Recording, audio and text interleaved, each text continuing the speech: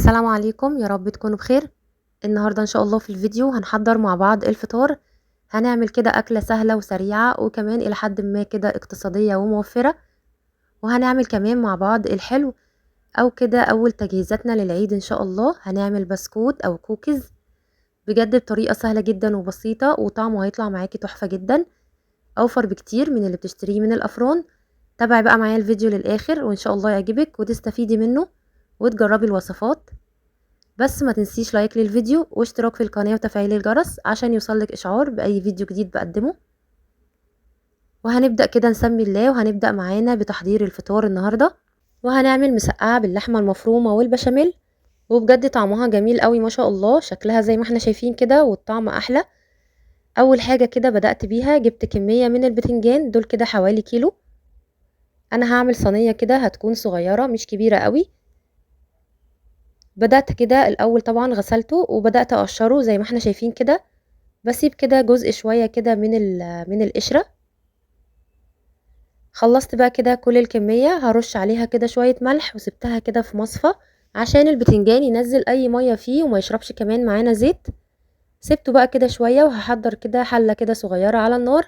حطيت فيها شوية صغيرين من الزيت ونص معلقة كده صغيرة من الثوم المفروم، ونزلت عليها بمعلقة صغيرة من الكزبرة الناشفة أو نص معلقة صغيرة. بعملها كده زي طشة، وبعدين بنزل عليها بشوية من عصير الطماطم. انا بعمل كده كمية صغيرة من الصلصة. بدأت بقى تبلتها بالملح والفلفل الاسود، وهسيبها كده شوية صغيرين على النار لحد ما تتسبك. وفي الوقت ده كده كنت بحمر البتنجان او بقليه زي ما شفنا كده، وبعدين طلعته كده على مناديل مطبخ. مش بنزود عليه في التحمير قوي، يعني بنديله كده لون بسيط. خلاص كمان كانت الصلصة معانا اتسبكت، خلصناها وخلصنا كمان قلي البتنجان. بدأت بقى بالبشاميل. جهزت كده حلة على النار وهعمله كده على البارد. وحطيت 3 كوبايات من اللبن، ضفت عليهم 3 معالق كبار من الدقيق. يعني لكل كوباية لبن معلقة كبيرة من الدقيق. الأول كده بقلبه على البارد، بعدين بقى بشغل النار وبفضل أقلبه لحد ما يتقل قوامه. ده كده البشاميل اللي بيكون جاهز معانا. الطريقة دي بجد سهلة جدا وكمان بيطلع معانا خفيف. كده كل حاجة جاهزة معايا، البشاميل والبتنجان وكمان الصلصة وكمان اللحمة المفرومة زي ما شايفين كده. طلعت بقى علبة من الفريزر، ودي كده من التجهيزات اللي قلنا عليها كتير. اللحمة المفرومة من التجهيزات المهمة اللي بتسهل علينا اي اكلة. طلعت كده طبق وبدأت كده اجيب البايركس، حطيت فيه شوية من البشاميل، وهرص كده طبقة من البتنجان زي ما احنا شايفين كده. وعلى الطبقة دي بقى بحط كده شوية من الصلصة، عشان كده عملت كمية صغيرة من الصلصة. حطيت كده على البتنجان، هعمل كمان طبقة تانية وحطيت برضو شوية كمان من الصلصة. وبعدين هنزل بكمية اللحمة المفرومة اللي معايا اللي متعصجة وجاهزة طبعا.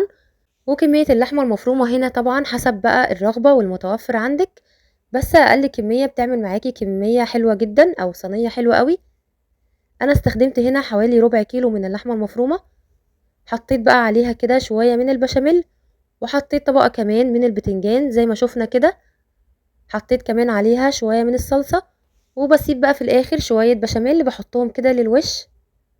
زي ما شايفين كده الطاجن او الصينية جاهزة معانا. حطيت كده فوق الوش رشة من الفلفل الاسود، ودخلتها بقى على فرن يكون سخن لحد ما تاخد معانا الوش الحلو ده او تستوي معانا. طبعا مش بتقعد كتير في الفرن، يعني زي المكرونة البشاميل بالظبط. لما بنلاقيها كده اخدت لون من الحروف، بنشغل بقى عليها كده الشواية تاخد وش حلو.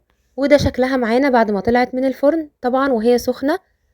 بتتقطع معانا كده زي ما احنا شايفين، مش بتطلع قطعة بقطعتها. لكن لو عايزاها بقى تكون قطعة كده متماسكة، بتستني عليها لما تبرد شوية او تهدى شوية من الفرن. بس بجد تحفة جدا، بجد جربوها بالطريقة دي هتعجبكم قوي. وطبعا بتتاكل بقى بالعيش او الرز زي ما تحبي، بس بجد طعمها مختلف وحلو قوي. وهيعجب قوي اولادك لو مش بيحبوا ياكلوا البتنجان. بالطريقة دي بيكون طعمه حلو قوي، وبجد ان شاء الله هياكلوه. وبكده نكون عملنا فطارنا للنهاردة، أكلة كده سهلة وسريعة وما أخدتش معانا وقت كتير. ندخل بقى على البسكوت أو الكوكيز اللي هنعمله النهاردة إن شاء الله. جبت كوبايتين من السكر، هضيف عليهم كوباية من السمنة وكوباية من الزيت. ويفضل طبعا إن السمنة تكون جامدة شوية أو تكون ساقعة شوية، ده طبعا أفضل حاجة في البسكوت أو الكوكيز. بعدين بقى بضرب السمنة والزيت مع السكر بالمضرب كويس جدا لحد ما نلاقي السكر داب معانا. وفي الوقت ده بنزل بحوالي 4 بيضات تكون بدرجة حرارة المطبخ، يعني ما تكونش في التلاجة. نزلت بال4 بيضات وبعدين هضرب بقى كويس جدا كده بالمضرب الخليط ده. وطبعا بيض يعني لازم نحط فانيليا، حطيت كده رشة من الفانيليا السايلة، بتبقى نتيجتها احلى جدا في المعجنات والبسكوتات. وبعدين جبت كيلو من الدقيق، حطيت عليه رشة من الملح وكيس من البيكنج باودر او الكيك شيف. قلبت الخليط مع بعض وبعدين هنزل بقى بالخليط السائل اللي احنا ضربناه في الاول على الدقيق، وهقلبه بالشكل ده زي ما احنا شايفين. البسكوتات طبعا او الكوكيز بتتقلب لكن مش بتتعجن، يعني بقلبها كده بايدي لحد ما الدقيق يتشرب كويس جدا من السوائل اللي احنا ضفناها، لكن طبعا مش بنعجن زي اي عجينة عادية. وهنا لقيت العجينة محتاجة لشوية من السوائل، ضفت كده شوية من اللبن او الحليب، او ممكن طبعا تضيفي شوية من المية لحد ما العجينة كده تلم معاكي.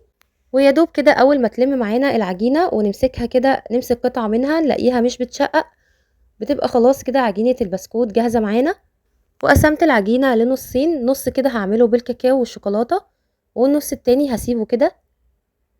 ضفت معلقة كبيرة من الكاكاو او معلقتين كبار، دوبتهم الاول في شوية من اللبن او المية، وبعدين بقى هضيفهم للعجينة وبخلطها كويس جدا لحد ما تكون معايا بالشكل ده.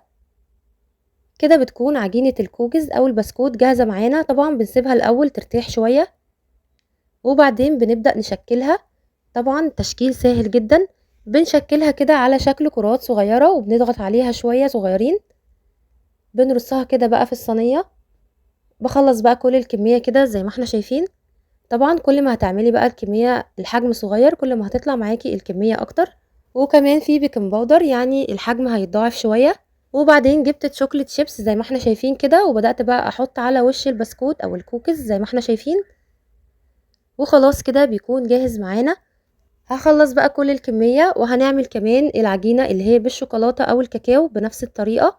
وبجد الكوكيز ده من احلى البسكوتات اللي ممكن تعمليها، كمان بتعمل معاكي كمية حلوة جدا. لو اشتريتيها طبعا من بره اكيد عارفة سعرها هيبقى كام، اوفر بكتير لو عملتيها في البيت، والنتيجة بجد حلوة جدا. هعمل بقى العجينة اللي بالكاكاو بنفس الطريقة، برضو بشكلها كده لكور صغيرة وبضغط عليها. هحط برضو عليها شوكليت شيبس وهخلص بقى كل الكمية بنفس الطريقة.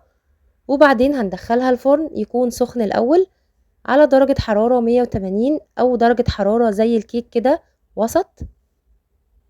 البسكوت طبعا بيدخل على درجة حرارة تكون وسط او هادية شوية عشان يطلع معانا مقرمش. ودي كده الكمية ما شاء الله اللي طلعت معانا.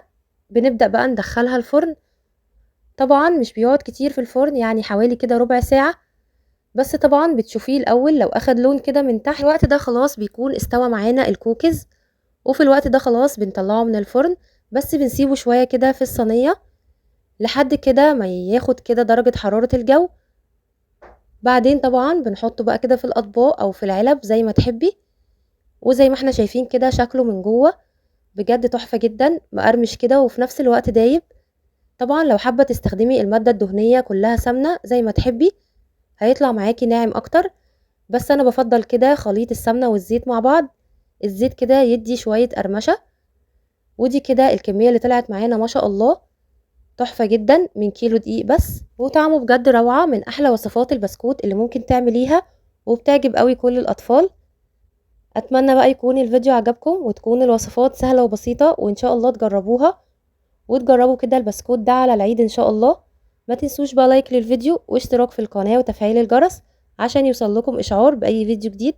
واستنوني في فيديوهات جديدة ان شاء الله ووصفات جديدة، واسيبكم في رعاية الله. سلام عليكم.